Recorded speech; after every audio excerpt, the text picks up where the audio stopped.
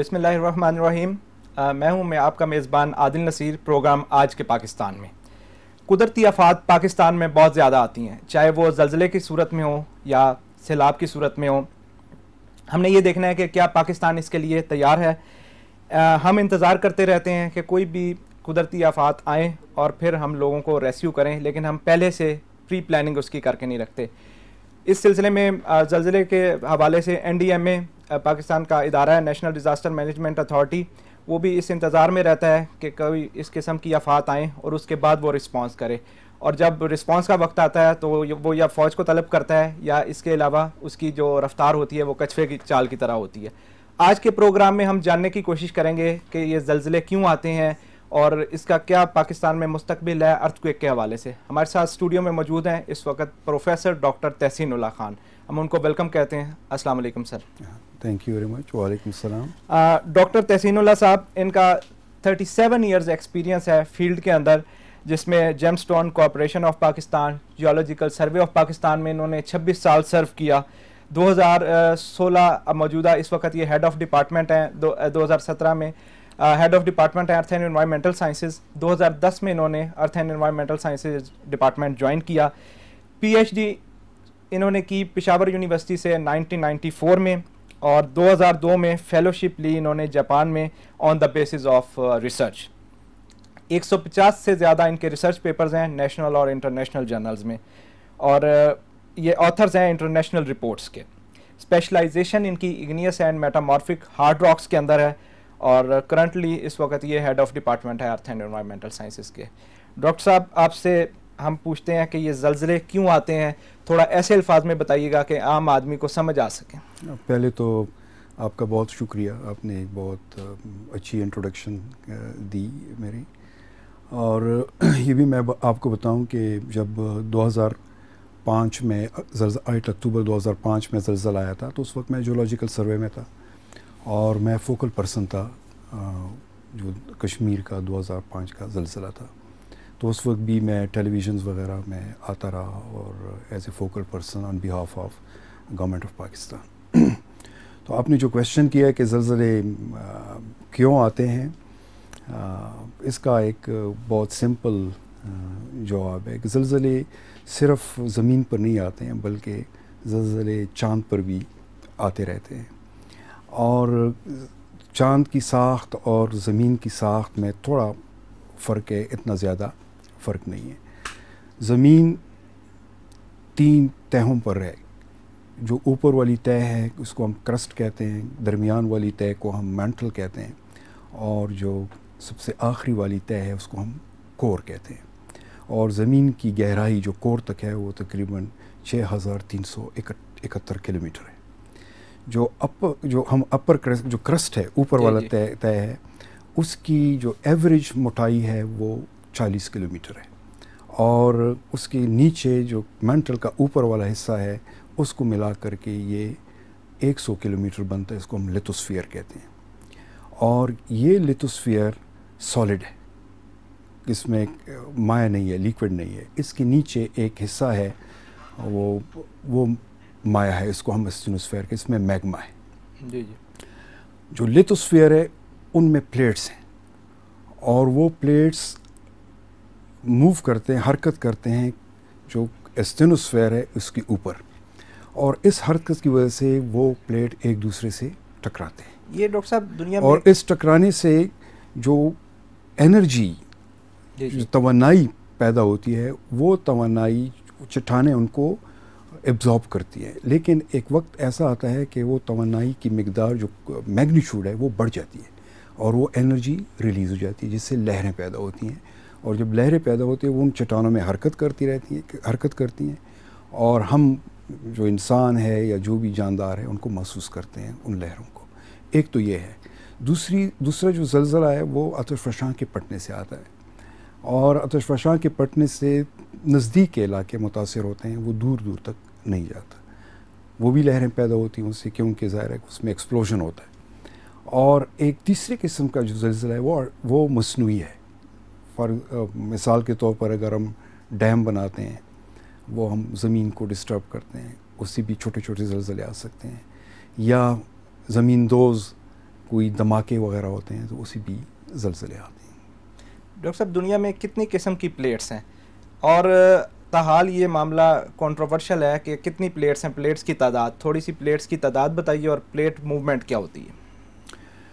Plate اس میں کوئی consensus نہیں ہے کہ 12 پلیٹس ہیں یا 13 پلیٹس ہیں، لیکن زیادہ تر جو سائنسدان ہیں وہ کہتے ہیں کہ پہلے تو یہ کہتے 7-8 پلیٹس ہیں، لگے ابھی کہہ رہے ہیں کہ 12-13 کے قریب لیکن بڑی ڈاکٹر صاحب پلیٹس ہیں۔ جہاں اتنی ٹیکنالوجی ہے اس وقت پوری دنیا میں، تو کیوں ابھی تک اس معاملے کو ابھی تک حل نہیں کیا گیا، پلیٹس کے معاملے کو، کہ یہ تعداد کیوں ابھی تک ڈفر ہے؟ یہ بہت اچھا سوال آپ نے کیا۔ ابھی ریسنٹلی ایک کانٹیننٹل پلیٹ دریافت ہوئی، اس کو زیلینڈیا کہتے ہیں، نیوزی لینڈ کے ساتھ، وہ بحر الکاہل کے نیچے ہے، پہلے اس کی دریافت نہیں ہوئی تھی۔ اور اس طریقے سے بعض پلیٹس تو بہت بڑی بڑی پلیٹس ہیں، جس طرح پیسیفک پلیٹ ہے، انڈین پلیٹ ہے، یوریشین پلیٹ ہے، جو نام دیے گئے ہیں، آسٹریلین پلیٹ ہے، افریقن پلیٹ ہے، لیکن بعض پلیٹس بہت چھوٹے ہیں، اور وہ ہمارے نارتھ میں ہے، یوریشین پلیٹ کے اندر بھی چھوٹے چھوٹے پلیٹس ہیں، جس طریقے سے یہ افغان مائکرو کانٹیننٹل پلیٹ ہے، اور کراکورم جو ہمارے نارتھ میں ہے، گلگت وغیرہ اس کو بھی کراکورم مائکرو کانٹیننٹل پلیٹ کہتے ہیں۔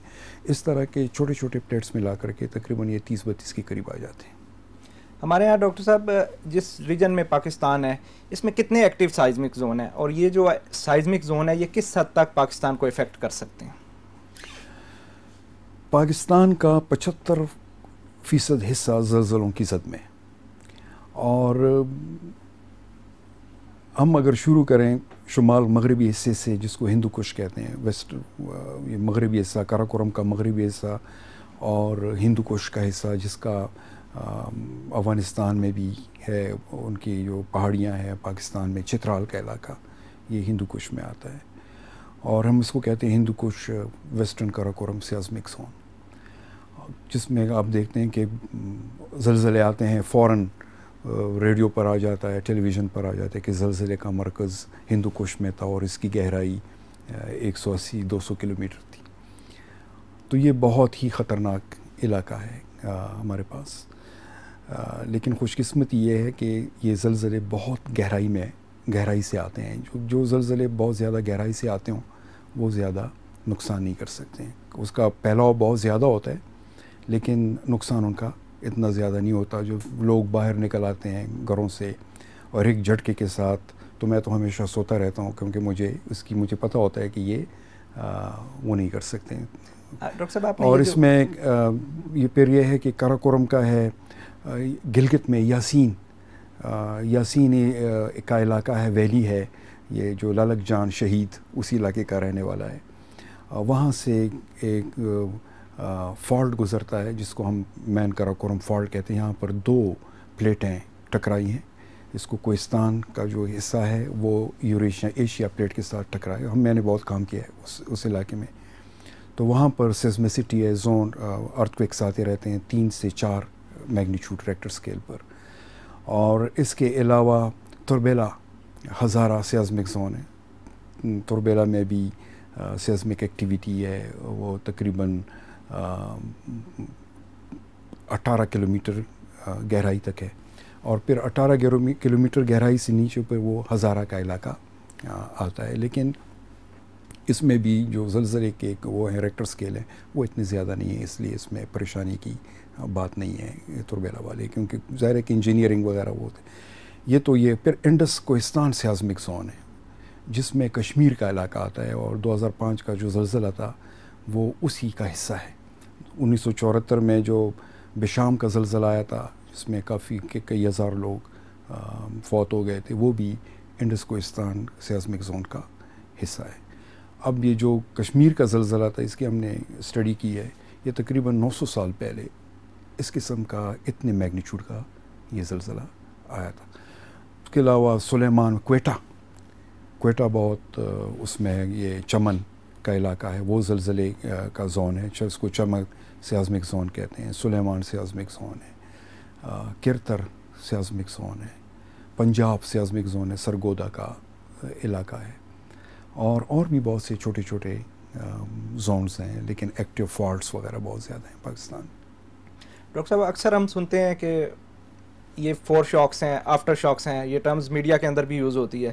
ہم ایک عام آدمی کو کس طریقے سے وہ آئیڈینٹیفائی کرے گا کہ یہ ایک میجر ارتھ کویک کا فور شاک ہے؟ فور شاک بہت مشکل ہے.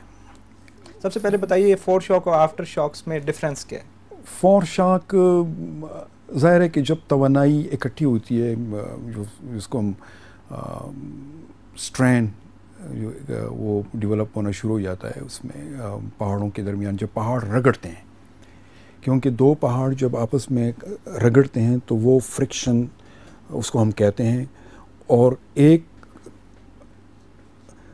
حرکت کی کوشش کرتے ہیں، دوسرا اس کو روکتا ہے. جب وہ توانائی اس کی حرکت سے بڑھ جاتی ہے تو وہ ٹوٹتی ہے.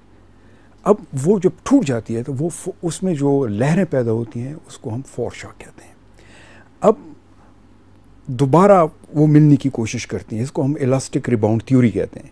وہ اپنی پوزیشن میں آنے کی کوشش کرتی ہیں، تو جب وہ اپنی پوزیشن میں آنے کی کوشش کرتی ہیں اس وقت مین شاک آ جاتا ہے اور بہت بڑا زلزلہ ہوتا ہے. لیکن فور شاک کو ڈیٹیکٹ کرنا کہ یہ فور شاک ہے یا یہ بہت مشکل ہے.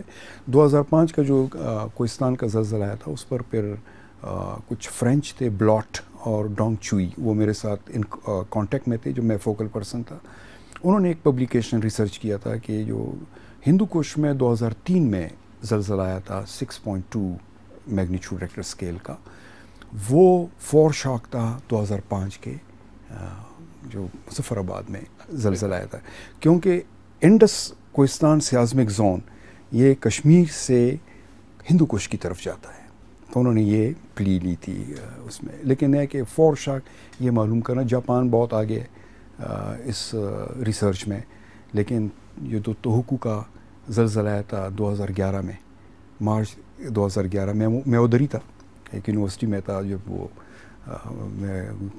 بلڈنگ ہلنے لگی، اور بہت خطرناک قسم کا زلزلہ جاپان میں 2011 کا سونامی بھی آئی تھی اس میں، تو میں ادھر ہی تھا اس چیز میں. بہت 9 میگنیچیوڈ کا وہ زلزلہ تھا. تو اور اس کا بھی وہ فور شاک اس سے پہلے آئے تھے، کچھ ٹریمرز آئے تھے، لیکن جاپانی یہ نہیں سمجھ سکیں کہ وہ فور شاک ہیں. آفٹر شاکس جب مین شاک آ جاتا ہے اس کے بعد آفٹر شاکس ہمیشہ 7 یا 7 سے زیادہ، ایون 6 میگنیچیوڈ کی جو ریکٹر اسکیل ہے اس سے بھی زیادہ اس تک آفٹر شاکس آنے شروع ہو جاتے ہیں. لیکن وہ مین شاک کی جو میگنیچیوڈ ہے اس سے کم ہوتے ہیں. وہ اس طرح ہوتا ہے کہ پوری انرجی وہ ریلیز نہیں ہو جاتی، کچھ انرجی وہاں پر پاکٹس میں سٹور ہوتی ہے تو وہ ریلیز ہونا شروع کر دیتی ہے. تو میں تو کہتا ہوں کہ اللہ کی طرف سے یہ بلیسنگ ہوتی ہے کہ فور شاکس آنے شروع ہو جاتے ہیں. اگر فور شاک نہیں آتے، یہ آفٹر شاکس نہیں آتے ہیں اور مین شاک آ جاتا ہے تو اس سے بہت بڑی تباہی ہوتی ہے. تو آفٹر شاک سے بھی تباہی ہوتی ہے، کیونکہ جو بلڈنگیں ہل جاتی ہیں وہ آہستہ آہستہ گرنا شروع ہو جاتی ہیں، کیونکہ ٹائم کے ساتھ ساتھ یہ آتے ہیں. لیکن ایک چیز میں آپ کو بتاؤں کہ 8.2 یا اس سے کے جو زلزلے ہوتے ہیں یہ بہت کم آتے ہیں، یہ سال میں 1-2 دفعہ یا اس طرح آتے ہیں. اور 7 کے قریب زلزلے یہ تقریباً 10 سال بعد اس طرح آ جاتے ہیں. اور جو 6 میگنیچیوڈ کے زلزلے ہیں وہ بھی 6 میگنیچیوڈ کے بہت کوئک آتے ہیں. لیکن جو 8 یا 7 اس طرح کے 9 کا ہے وہ بہت کم آتے ہیں، وہ ٹائم لیتا ہے. ڈاکٹر صاحب بہت سی آپ ٹیکنیکل انفارمیشن شیئر کر رہے ہیں. ابھی ہم لیتے ہیں بریک کے بعد ہم آپ سے یہ پوچھیں گے جو ٹرمز یوز ہوتی ہیں میگنیچیوڈ، انٹینسٹی اور ڈیپتھ کا آپس میں کیا ریلیشن ہے. ملتے ہیں جی ایک بریک کے بعد.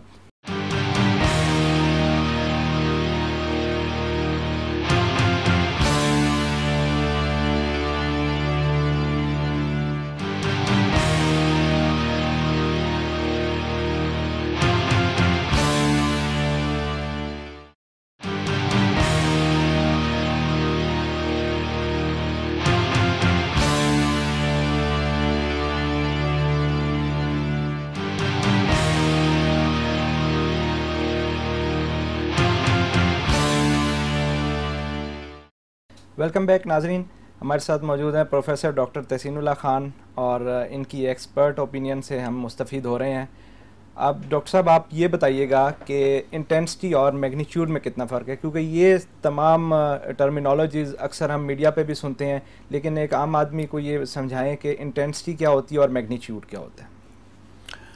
انٹینسٹی، پہلے میں میگنیچیوڈ سے شروع کرتا ہوں. یہ میگنیچیوڈ کی قسمیں ہوتے ہیں. یہ ایکچولی زلزلے کے سائز کو ظاہر کرتا ہے. زلزلے کے جو ارتھ کویک ہے اس کی سائز کو میگنیچیوڈ ظاہر کرتے ہیں، کتنے سائز کا ہے. اور یہ ریکٹر اسکیل پر اس کی پیمائش ہوتی ہے، اور اس کی یہ 9 تک جاتا ہے. یہ جو اسکیل ہے اس کا اپنا اسکیل بنا ہوا ہوتا ہے، اور 9 سے تجاوز نہیں کر سکتا. نہ اس سے اس کا، کیونکہ اس کا اسکیل کرتا ہے اتنا. اس سے کیونکہ جو توہوکو کا زلزلہ تھا وہ 9.1 ان کا آیا ہوا تھا. اور یہ تو اس کی میجر کرتے ہیں نا، اس میں سیزموگراف ہوتے ہیں، اور سیزموگراف ہوتے ہیں. پھر ارتھ کویک کی لوکیشن ہوتی ہے. لوکیشن 2 قسم کی ہوتی ہے. ایک اس کو ہم ایپی سینٹر کہتے ہیں، اور دوسرا اس کو ہائپو سینٹر کہتے ہیں. اور دونوں ضروری ہیں. ہائپو سینٹر ڈیپتھ کو ظاہر کرتا ہے کہ کس گہرائی سے یہ زلزلہ اوریجنیٹ ہوا ہے، اور جو ایپی سینٹر ہے وہ لوکیشن کو ظاہر کرتا ہے، جس میں لیٹیچیوڈ اور لانگیچیوڈ یہ لوکیٹ کر دیتا ہے اس پوائنٹ کو. تو جو زلزلے کی لہریں آتی ہیں، تو جو سیزموگراف اس کے لیے 3 اسٹیشن ضروری ہیں اس کو مانیٹر کرنے کے لیے، میگنیچیوڈ کو معلوم کرنے کے لیے. تو وہ جو ڈسٹنس ہے سیزموگراف اور جو لوکیشن ہے اس کی ڈسٹنس کو وہ میجر کرتا ہے. پھر میتھمیٹیکل اس کی کریکشن ہوتی ہے اور اس کی انٹینسٹی کو میجر کر دیتے ہیں، تو اس سے وہ پھر میگنیچیوڈ. اور دوسری بات، آپ نے انٹینسٹی کی بات کی. انٹینسٹی کتنا نقصان، وہ زلزلہ ایک جگہ کو کتنا نقصان پہنچاتا ہے، وہ اس کو انٹینسٹی کہتے ہیں. Damage, degree of damage. اس کے 12 یونٹس ہیں، 12 حصے ہیں انٹینسٹی کے. مارکالی اسکیل اس کو کہتے ہیں، اور اوموری اسکیل جاپانی اسکیل ہے، انہوں نے الگ ایک یہ کتنے اسکیلز ہیں ڈاکٹر صاحب ٹوٹل؟ یہ 12 اسکیل ہے، انٹینسٹی کے 12 اسکیل ہیں. ڈاکٹر صاحب اکثر ہم سننے میں آتا ہے جب ہم سنتے ہیں کہ یہ جی زلزلے کا مقام کو ہندو کش ہے. مختلف ٹائمز کے اندر جو زلزلے آتے رہے ہیں اور میکسیمم لوکیشن یہی ہمیں ہندو کش سننے میں ملتی ہے. تو کیا ہماری پاکستان کی جیوگرافک لوکیشن ایسی ہے یا کوئی ٹیکٹونک سیٹنگ ایسی ہے کہ اوریجن پوائنٹ زلزلے کا اسی علاقے سے آتا ہے؟ کیوں نہیں کبھی سنا کہ پنجاب سائڈ سے ارتھ کویک اوریجنیٹ ہوا ہے؟ یہ بھی بہت اچھا سوال آپ نے کیا. زلزلے کا تو کوئی پتہ نہیں، کسی کو پتہ نہیں تھا کہ مظفر آباد میں 7.6 میگنیچیوڈ کا کوئی زلزلہ آئے گا.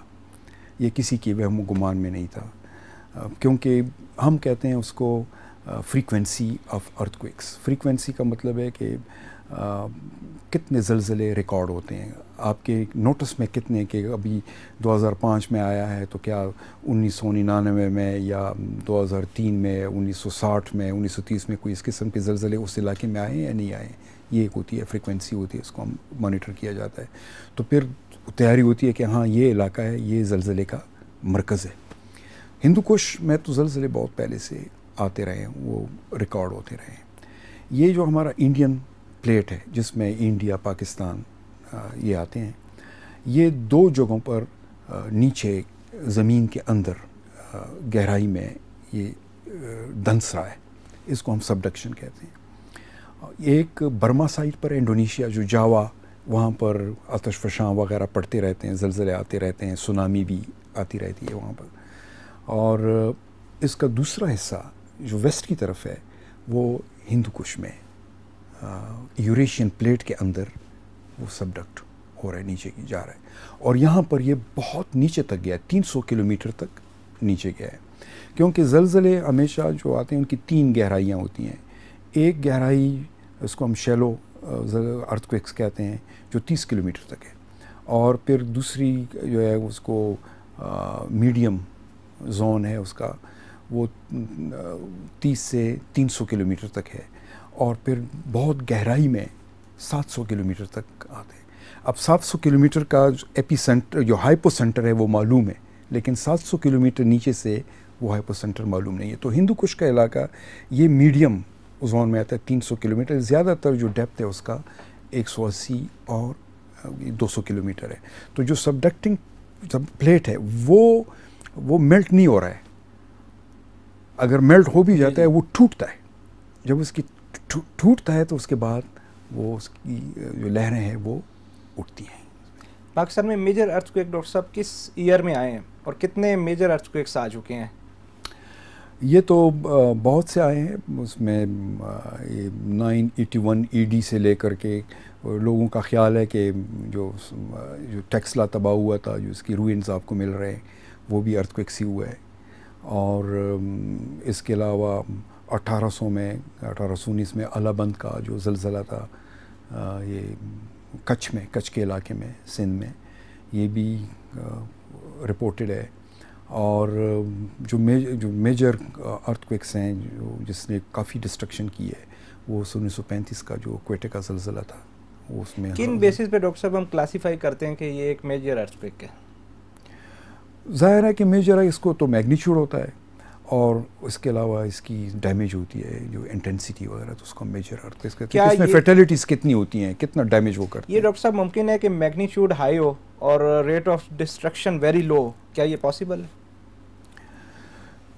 بالکل یہ پاسبل ہے. اگر یہ سمندر کے بیچ میں اس طرح کا زلزلہ آتا ہے اور کوئی آبادی نہیں ہے, کوئی چیز نہیں ہے, تو وہاں پر تو ڈیمیج تو نہیں ہوگا. میگنیچیوڈ بہت ہائی ہوگا لیکن ڈیمیج نہیں ہوگا. یا کوئی ایسا علاقہ جہاں پر لوگ نہیں رہتے ہیں اور تو اگر وہ ڈیمیج بھی اگر ہو جائے تو فیٹیلٹیز تو نہیں ہوتی ہے اس میں. اس لیے ہم سائنسی طور پر تو اس کو کر لیتے ہیں, لیکن ہے کہ کلامٹی بیسس پر ہم اس کو وہ نہیں کرتے. میں اس کی مثال آپ کو دے دیتا ہوں. یہ بام کا جو ایران میں اس کا زلزلہ 2003 میں آیا تھا, 40,000 کے قریب لوگ فوت ہو گئے تھے. 6.2 کا ارتھ کویک تھا میگنیچیوڈ کا, کافی تباہی ہوئی تھی. اور کیلیفورنیا میں بھی زلزلے آئے ہیں 1960s میں, ارلی لیٹ 1960s میں 6.2 میگنیچیوڈ کا. وہاں پر تقریباً 100 سے کم لوگ مر گئے تھے. تو اب ایک ہی میگنیچیوڈ میں آپ کی اتنی زیادہ ڈیمیج, اور کیلیفورنیا میں اتنے تقریباً لوگ شاید مرے بھی ہوں گے یا نہیں ہوں گے, لیکن جو اندازہ ہے کہ اتنے ہی ہوں گے. جو ریکارڈ ہے, جو اسٹڈیز ہیں اس میں, وہ ظاہر ہے کہ انجینئرنگ ہے, بلڈنگ کوڈز ہیں جو استعمال ہوئے ہیں. ڈاکٹر صاحب یہ بلڈنگ کوڈز کے بارے میں ہم سنتے ہیں جتنی بھی, اگر میں اسلام آباد کی بات کروں تو یہاں پہ کیپٹل ڈیولپمنٹ اتھارٹی ہے, یہ ایک پالیسی ہے, ان کے رولز ہیں کہ انہوں نے بلڈنگ کوڈز کو فالو کرنا ہے جب بھی بلڈنگ بنانی ہے. تو کیوں یہ جب سارے گورنمنٹ کا سسٹم موجود ہے پاکستان میں بلڈنگ کوڈز کو فالو نہیں کیا جاتا, جس کی وجہ سے ہم حادثات دیکھتے ہیں. کسی قسم کی ٹیکٹونک ایکٹیویٹی ہوتی ہے تو حادثات پیش آتے ہیں, بلڈنگز کولیپس کرتی ہیں. بلڈنگ کوڈز کے اوپر ذرا آپ فوکس کریں. بلڈنگ کوڈز کس حد تک امپورٹنس ہے ان کی؟ بلڈنگ کوڈز انٹرنیشنل ہے, اس کو ہم یونیفائڈ بلڈنگ کوڈز کہتے ہیں. امریکن بلڈنگ کوڈز ہیں, یونائٹڈ نیشن کے بلڈنگ کوڈز ہیں, لیکن پھر ہر ایک ملک اپنا بلڈنگ کوڈ خود ہی وہ ڈیوائز کرتا ہے کہ ارتھ کویک کے بعد, جو بڑا زلزلات ہے اس کے بعد کرتا ہے, یا پھر ایکسپیریمنٹس کے بعد وہ بلڈنگ کوڈز بناتا ہے. جب 1935 میں زلزلہ آیا تھا کوئٹہ میں, تو اس وقت انگریزوں کی حکومت تھی, تو انہوں نے پھر بلڈنگ کوڈز بنائے تھے اور کوئٹہ میں. لیکن 50 سال تک وہ بلڈنگ کوڈز وغیرہ اس کو فالو کرتے رہے. لیکن اس کے بعد پھر جب اربنائزیشن شروع ہوئی, لوگ سٹیز کی طرف آنے لگے اور یہ مکان بنے, سوسائٹیاں بنی, تو اس کے بعد بلڈنگ کوڈز کا خیال نہیں رکھا گیا. بلڈنگ کوڈز بنتی ہے گراؤنڈ شیکنگ کی, گراؤنڈ شیکنگ کتنی, اس کی انٹینسٹی کیا ہے, اس پر بنتی ہے. اور اس کو ہم میجر کرتے ہیں گراؤنڈ ایکسلریشن, پی گراؤنڈ ایکسلریشن سے. اور یہ پاکستان کا جو پہلا بلڈنگ کوڈ بنا تھا اس کے سیازمک زونز پہلے بنتے ہیں, جیولوجیکل سروے نے بنائے تھے. اب دوسرا بھی سیازمک زون وہ جیولوجیکل سروے نے بنائے ہیں یہ کشمیر کے زلزلے کے بعد. اب اسلام آباد پاکستان کے 4 سیازمک زونز ہیں بلڈنگ کوڈز کے حساب سے, اور اسلام آباد پہلے دوسرے نمبر پر تھا. اب اس کی ایک گریڈ یہ اوپر گیا ہے اور یہ تیسرے زون میں آیا, بلڈنگ کوڈ کے تیسرے زون. گریڈ 2 اور گریڈ 3 اس میں کیا ڈفرینس ہے؟ اور یہ اس میں یہ ہوتا ہے کہ آپ کتنا گراؤنڈ کو کتنا شیک کر دیتے ہیں، جو انٹینسٹی اس میں ہوتی ہے. اور شیکنگ ڈیمیج کا ہے کہ آپ مکان ہے، کچا مکان ہے، وہ گر جاتا ہے آپ جب شیک کر دیتے ہیں، جب ایکسپیریمنٹ کرتے ہیں. لیکن ایک مکان آپ کنکریٹ کا بناتے ہیں، اس میں اسٹیل سٹرکچر دے دیتے ہیں اور اس کو شیک کر دیتے ہیں، اس پر کچھ نہیں ہوتا. تو اس حساب سے پھر اس کی شیکنگ، گراؤنڈ شیکنگ کے حساب سے اس کے کوڈز کو بنایا جاتا ہے، مائکروزونیشن کی جاتی ہے، سوائل کو آئیڈینٹیفائی کیا جاتا ہے، اور اس کے بعد یہ کوڈ آتے ہیں. اور یہ پروبیلسٹک ہیں، اس کو ہم پروبیلسٹک کہتے ہیں. اس کی ریٹرن پیریڈ ہوتی ہے کہ یہ جو ہے یہ جو شیکنگ ہے، یہ اگر اس طرح کا زلزلہ آئے گا تو یہ کتنے سالوں بعد دوبارہ آ سکتا ہے. اس میں پروبیلسٹک اپروچ ہوتی ہے بلڈنگ کوڈ کا. تو اس میں یہ کہ اب اسلام آباد میں ابھی آپ کو اسٹیل زیادہ دینا پڑے گا، آپ کی جو فاؤنڈیشنز ہیں ان میں اسٹیل دینا پڑے گا، آپ کی جو کارنرز، ہر ایک کمرے کے کارنرز وغیرہ جو بھی ہے اس میں آپ کو پلرز، اسٹیل کے پلرز لگانے پڑیں گے. تو یہ اس سے آپ کا گریڈ کاسٹ تو تھوڑا سا بڑھ جاتا ہے، لیکن اس سے مضبوطی آ جاتی ہے. ایک ڈاکٹر صاحب عام تاثر ہے کہ جو علاقے پہاڑوں کے زیادہ قریب ہو، جیسے اسلام آباد میں سیکٹر D12 ہے، کچھ لوگوں کی رائے ہے کہ پہاڑوں کے قریب ہونے کی وجہ سے اگر ارتھ کویک آئے تو ان کا ریٹ آف ڈیمیج زیادہ ہوگا as compare to other sector. تو کیا یہ پاسبلٹی ہے کہ پہاڑوں کے قریب جو علاقے ہیں وہ زیادہ ڈیمیج ہوں، اور جو جتنا ان کا ڈسٹینس زیادہ ہو اس میں ریٹ آف ڈیمیج کم ہو؟ اس میں یہ ہے کہ آپ نے D12 کا ذکر کیا، اور اس پٹوار کا جو علاقہ ہے اس میں بھی کافی ایکٹیو فالٹس ہیں، لیکن وہ ایکٹیو فالٹس اتنے خطرناک نہیں ہیں، جو خاص کر جو ہمارے پٹوار ریجن میں ہیں. روات میں بھی ایکٹیو فالٹس ہیں، پنڈی میں بھی ہے، اور پھر ہمارا جو MBT جس کو ہم کہتے ہیں، مین باؤنڈری تھرسٹ، جس کو پراچنار فالٹ بھی کہتے ہیں، پراچنار مری فالٹ، یہ D12 کے ساتھ ہی گزرتا ہے، نارتھ میں گزرتا ہے. اور یہ پھر افغانستان میں ہندو کش کے ساتھ یہ بھی مل جاتے ہیں اس میں. تو یہ اس کا منحصر ہے کہ فالٹ کس کنڈیشن میں بنتا ہے. کیا یہ سلپ کی وجہ سے بنتا ہے، یا اس کو ہم اسٹرائک سلپ فالٹ کہتے ہیں، یا یہ ڈپ سلپ ہے پلین کے ساتھ، اس کو ہم تھرسٹ یا نارمل فالٹ کہتے ہیں. یہ MBT ہے، یہ تھرسٹ فالٹ ہے. اب تھرسٹ فالٹ میں یہ ہوتا ہے کہ جو ہینگنگ وال ہے، جو اس کے اوپر والا حصہ ہے وہ اوپر جاتا ہے، فٹ وال نیچے والا. اب اگر ہم MBT کو دیکھیں گے تو اسلام آباد فٹ وال پر ہے، اور ٹیکسلا ہینگنگ وال پر ہے. اس کی جو نارتھ میں علاقے ہیں وہ ہینگنگ وال پر ہے. اگر خدا نہ خواستہ ادھر کوئی موومنٹ ہو جاتی ہے اس میں، تو اسلام آباد اتنا ڈیمیج نہیں ہوگا، کیونکہ یہ سٹیبل ہے. تو ڈیمیج ہوگی پہاڑی علاقوں میں جو ہینگنگ وال پر ہے. اور اس کے علاوہ دوسری جو مکان ہے، ظاہر ہے کہ اس میں لینڈ سلائڈنگ ہوتی ہے، زبردست قسم کی لینڈ سلائڈنگ ہوتی ہے. اگر کوئی مکان نیچے پہاڑوں کے نزدیک ہیں، تو کوئی پہاڑ اس طرح کریکس ہیں، فالٹس ہیں، یا ویدر میٹیریل ہے، تو وہ تو بہت جلدی سلائڈ کر جائے گا. تو نیچے جو آبادی ہوگی وہ تو ڈیمیج ہوگی. ڈاکٹر صاحب اتنی ایکسیلنٹ انفارمیشن آپ شیئر کر رہے ہیں. ابھی ہم لیتے ہیں بریک کے بعد ہم آپ سے پوچھیں گے کہ جب اس قسم کے آپ جیسے سائنسدان پاکستان میں موجود ہیں تو کیوں پھر NDMA اور یہ جو دوسرے ادارے ہیں ان کو فوج کی طرف رخ کرنا پڑتا ہے جب اس قسم کی قدرتی آفات آتی ہیں. ہم اس وقت بریک لیتے ہیں، بریک کے بعد واپس آتے ہیں.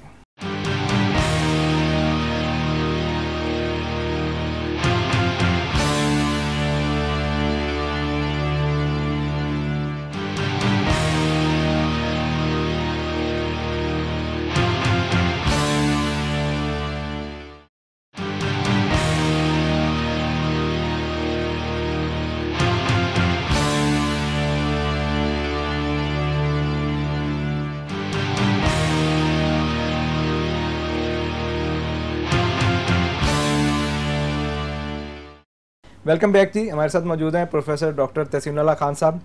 ہم ان سے پوچھتے ہیں کہ پاکستان میں ڈاکٹر صاحب وہ کون سے ادارے ہیں جو مانیٹرنگ اینڈ کنٹرول کرتے ہیں ارتھ کویک یا اس قسم کی ناگہانی آفت جب آتی ہے تو اس کو کون سے ادارے مانیٹر کرتے ہیں، اور ان کی کیا ریسرچ ہے اس میں؟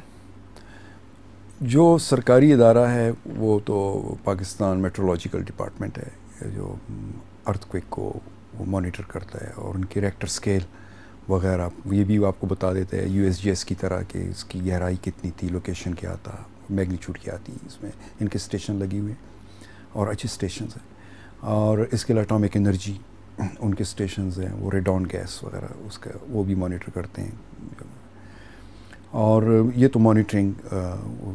باقی جو ادارے ہیں وہ ڈیزاسٹر کو مینیج کرتے ہیں تاکہ زیادہ جو لوگ افیکٹ ہوں ان کو فوراً اس کی رسائی ہو اور ان کی جو تکلیف ہیں ان کو ڈیفیکلٹیز وغیرہ ان کو وہ کم کر سکے. یہ جو NDMA وغیرہ ہے نیشنل جو ڈیزاسٹر مینجمنٹ اتھارٹی ہے, اور اس کے علاوہ پروونشل کے بھی اس طرح کے ادارے ہیں. تو یہ 2005 کا جو زلزلہ آیا تھا اس کے بعد یہ زیادہ افیکٹو ہوئے ہیں. اور فوج ظاہر ہے کہ یہ پاکستان نہیں جہاں پر بھی, اب جب جاپان میں میں تھا تو انہوں نے فوراً فوج کے 10,000 جو پرسنلز تھے ان کو آرڈر کیا تھا کہ بھئی آپ پہنچ جائے آپ لوگ وہاں پر. ڈاکٹر صاحب یہ جو ادارے ہیں جیسے نیشنل ڈیزاسٹر مینجمنٹ اتھارٹی, یہ کیوں اتنے ویل ایکوپڈ نہیں ہے کہ ان کو ایک تھرڈ پارٹی کی ضرورت پڑتی ہے ریہیبلیٹیشن کے اندر؟ کیا اس میں بجٹ کنسرنز ہیں کہ ان کے پاس اتنا بجٹ نہیں ہوتا, یا کہ ٹیکنیکلی وہ سٹاف ہائر نہیں کرتے اور انڈیپینڈنٹ وہ اپنا کام کریں؟ نہیں ایسا نہیں ہے, کیونکہ وہ ظاہر پینک ہوتا ہے اس وقت فوراً ایٹ دی 11th آور اس کو موبلائز کرنا یہ کسی ملک کا بھی وہ نہیں کر سکتے ہیں. اور باقی جو ڈیولپڈ کنٹریز ہیں وہ بھی باہر سے جو ٹیکنالوجی ہے اس کو بلاتے ہیں.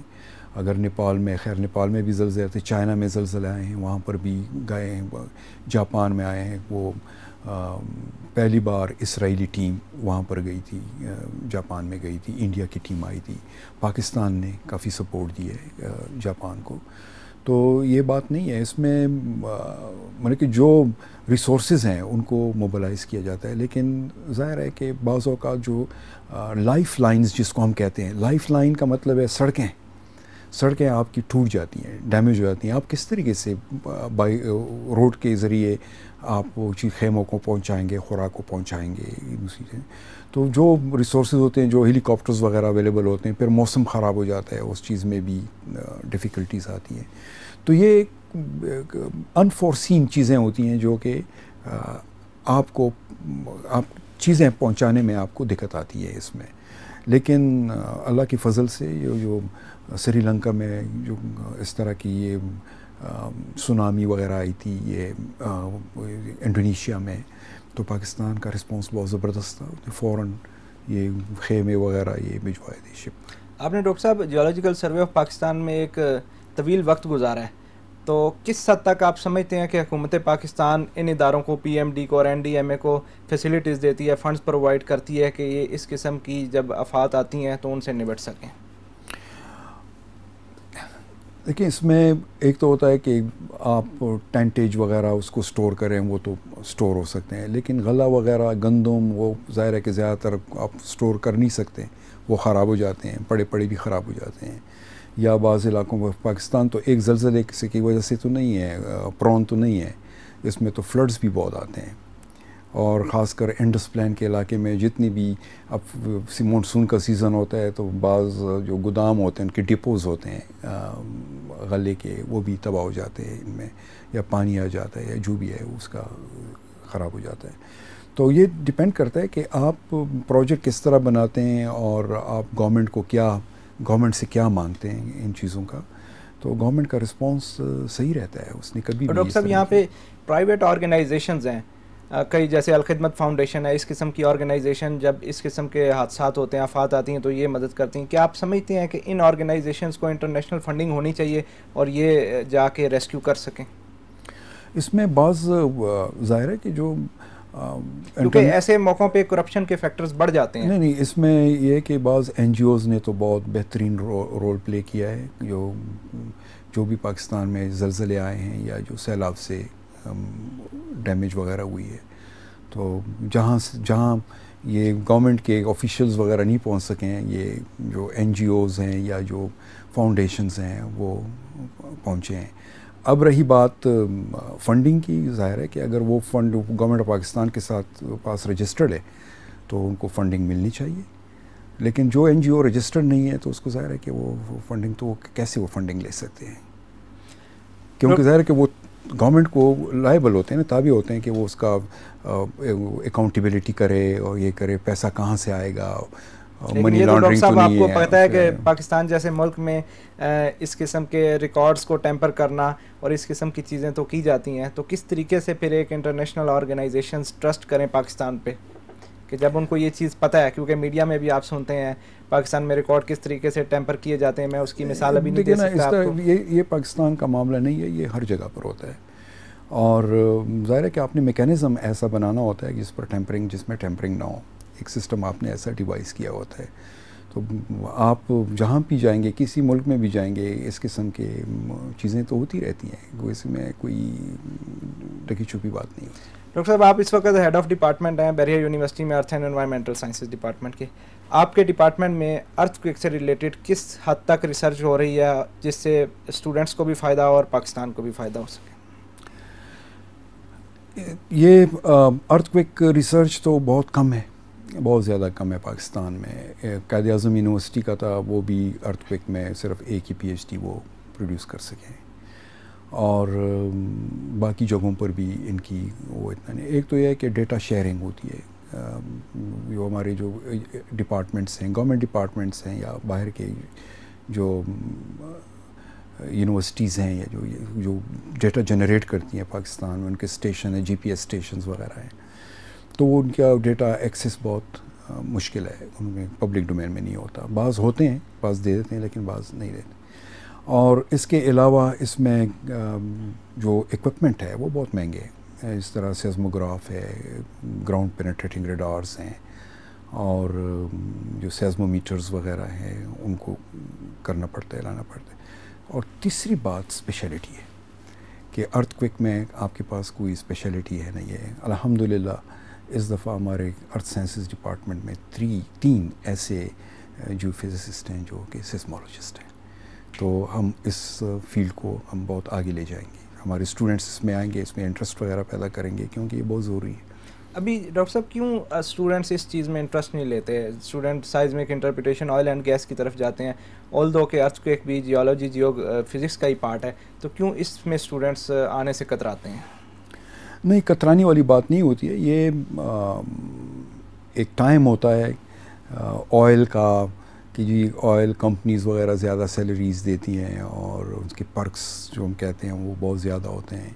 اور ایک گریجویٹ ہے وہ ہزاروں لاکھوں میں وہ پیمنٹ لیتا ہے، تو ظاہر ہے کہ پھر وہ اسی طرف زیادہ. باقی جو لوگ ہوتے ہیں ڈپینڈ کرتا ہے. بعض لوگ ہوتے ہیں کہ وہ ریسرچ مائنڈیڈ ہوتے ہیں، وہ بزنس مائنڈیڈ نہیں ہوتے، ان کو پیسوں کا وہ نہیں ہوتا. وہ چاہتے ہیں کہ کوئی ریسرچ کرے، کوئی انوویشن کرے، کوئی ان کی پبلیکیشنز ہو، ان کا نام ہو، ملک اس سے فائدہ اٹھائے. تو ایسی بھی ہیں ہمارے پاس اسٹوڈنٹس ہیں. ایک میں آپ کو مثال دے دیتا ہوں. ایک میں ہمارا اسٹوڈنٹ تھا، وہ ابھی جاپان میں پی ایچ ڈی کر رہے سیزمولوجی میں. وہ جب ادھر 7th سیمسٹر کا اسٹوڈنٹ تھا تو اس کا ایک پیپر ہمارے ساتھ انٹرنیشنل جرنل میں پبلش ہو چکا ہے. وہ تھا گلیشیئر کے میلٹ، ناردرن ایریاز میں جو گلیشیئر میلٹ ہوتے ہیں اس سے زلزلے کیسے پیدا ہوتے ہیں. تو یہ ہوتا ہے، یہ ہیں لوگ ایسے. ڈاکٹر صاحب، بیریا یونیورسٹی آپ کو کس حد تک سپورٹ کرتی ہے ریسرچ اینڈ ڈیولپمنٹ کے اندر، فنڈز کے حساب سے، ٹیکنیکل فیسلٹیز کے حساب سے؟ اور کیا آپ سمجھتے ہیں کہ بیریا یونیورسٹی آپ کو اس حد تک فنڈنگ اور اس حد تک ریسورسز دے رہی ہے کہ آپ ایک ارتھ کوئک سائزمولوجی کا کوئی سینٹر بنا سکیں جس سے پاکستان کو بھی فائدہ ہو، اکیڈیمیا کو بھی فائدہ ہو؟ بیریا یونیورسٹی کا جو R&D فنڈ ہے وہ اچھا ہے ماشاءاللہ. میں تو سیٹسفائیڈ ہوں. جو چیز ہم ڈیمانڈ کرتے ہیں وہ چیزیں آ جاتی ہیں، لیکن ریسورسز پر ہے کہ آپ کی ریسورسز کتنی ہیں، آپ کی جنریشن کیا ہے، آپ کا ریسورس کے پاس پیسہ کتنا ہے، کتنا آپ ایک خاص لیب کے لیے، کیونکہ یہ ارتھ سائنسز ڈپارٹمنٹ نہیں ہے، یہ انجینئرنگ سائنسز بھی اس میں ہے، الیکٹریکل انجینئرنگ ہے اور سافٹ ویئر انجینئرنگ وغیرہ اس میں. تو ہم ہمیشہ جتنے بھی یونیورسٹیز ہیں جو اس قسم کے لیبس قائم کرتے ہیں وہ فنڈنگ سے کرتے ہیں. باہر کی فنڈنگ ہوتی ہے، گورنمنٹ آف پاکستان کی فنڈنگ سے کرتے ہیں، اور یونیورسٹیز کی لنکیجز سے وہ چیزیں بنتی ہے. اور میں آپ کو مثال پشاور یونیورسٹی کا دیتا ہوں، centre of excellence in geology. اس میں جتنی بھی اس کی جو اپ گریڈیشن ہوئی ہے وہ ہائر ایجوکیشن کمیشن نے کی ہے. تو ظاہر ہے کہ اس میں پیسہ کروڑوں میں آتا ہے. تو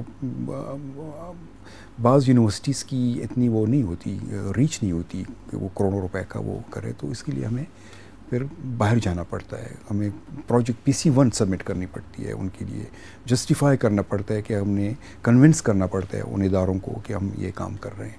تو اس پر ہم لگی ہوئے ہیں, ہم کر رہے ہیں. ڈاکٹر صاحب جب ارتھ کوئک جنریٹ ہوتا ہے اس میں سب سے زیادہ جو امپورٹنٹ ہوتا ہے وہ ہوتا ہے اس وقت آپ امیڈیٹلی کیا رسپانس کرتے ہیں؟ ہم نے اکثر دیکھنے میں آتا ہے کہ لوگ پینک سچویشن میں چلے جاتے ہیں, کوئی کھڑکی سے چھلانگ لگا رہا ہے, کوئی کدھر بھاگ رہا ہے. تو کیا اس کے اوپر کوئی کوڈز ڈیفائن ہوتے ہیں اداروں کے اندر, کوئی اس قسم کی پالیسیز ہوتی ہیں کہ جب اس قسم کا کوئی حادثہ یا کوئی ارتھ کوئک آ جاتا ہے تو آپ نے بلڈنگ سے کیسے نکلنا ہے؟ کیا بحریہ یونیورسٹی میں بھی آپ نے کوئی اس قسم کا سسٹم انٹروڈیوس کرایا ابھی تک؟ یہ تو NTA میں نے کیا ہے, ان کی کتابچے وغیرہ ہیں کہ جب زلزلہ آئے تو اس میں آپ نے کیا کرنا ہے, زلزلے کے بعد آپ نے کیا کرنا ہے. اور اس کی کتاب, میں نے بھی یہ کتابچہ بنایا ہوا تھا جب میں جاپان میں تھا, یہ 2004 میں. اس وقت اس میں زلزلہ نہیں آیا تھا یہ کشمیر میں. تو یہاں پر بحریہ یونیورسٹی میں بالکل ہمارے پاس ہے ایگزٹ ہیں, ایمرجنسی ایگزٹ بنی ہوئی ہیں, اور یہ اسی کے لیے ہیں کہ خدا نخواستہ اگر کوئی فائر ہو جائے یا آگ لگے یا زلزلہ آئے یا جو بھی ہو, تو سیڑھیاں بھی ہیں لیکن ایمرجنسی ایگزٹس بھی بنی ہوئے ہیں اس مقصد کے لیے. ابھی جو یہ زلزلہ آیا تھا, ہندو کوش کا زلزلہ آیا تھا, جو اس میں مجھے تو سال یاد نہیں ہے, تو اس میں اسٹوڈنٹس کافی انہوں نے ایگزٹ, اس کو ایمرجنسی ایگزٹ کو یوز کیا تھا, عام سٹیئرس کو بھی یوز کیا تھا اور ایمرجنسی ایگزٹ کو بھی. سارے ادھر جو بیسمنٹ جو اوپن لان ہے اس میں وہ کھڑے تھے اس چیز میں. لیکن زلزلہ جب آ جائے تو فوراً نکلنا نہیں چاہیے اس وقت. اس میں جب آپ دیکھیں کہ میز اگر ہیں یا کوئی سیڑھی اوپر چڑھ رہی ہے, اس کے لیے کوئی جگہ ہے, خالی جگہ ہے, تو ہمیشہ چھپنا, آپ کو نیچے آنا چاہیے کیونکہ چیزیں اوپر سے گر سکتی ہیں. تو اس میں جب زلزلہ رک جائے, یا تو یہ ہے کہ آپ نزدیک ہیں, دروازے کے نزدیک ہیں اور آپ دوڑ سکتے ہیں, باہر نکل سکتے ہیں, وہ تو ٹھیک ہے. لیکن اگر وہ دور ہے تو آپ کو یہ احتیاط برتنی ہوتی ہے کہ کہیں آپ کے سر پر کوئی چیز نہ گرے. اور یہ جو سٹیئرس بہت کنکریٹ ہوتی ہے, اس میں سٹیلز لگے ہوتے ہیں, تو وہ آپ کو پروٹیکشن دے دیتے ہیں.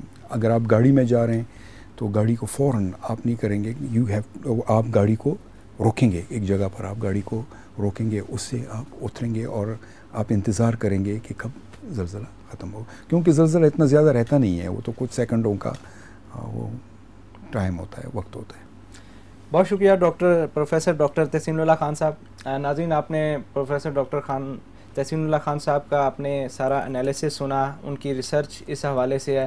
جب بھی ارتھ کوئک آتا ہے مختلف ٹی وی چینلز ان کو انوائٹ کرتے ہیں اور پاکستانی قوم ان کے وسیع تجربے سے مستفید ہوتی ہے. ہم آئندہ بھی کوشش کریں گے ان سے اپنی رائے لیتے رہیں, اور اس قسم کی اگر کوئی ایکٹیویٹی ہوتی ہے تو BU TV میں ان کو بلا کے ان سے اس کے اوپر انالیسس کرائیں گے, اور اسی قسم کے پروگرام ہم مستقبل میں بھی آپ کے سامنے لاتے رہیں گے. بہت شکریہ.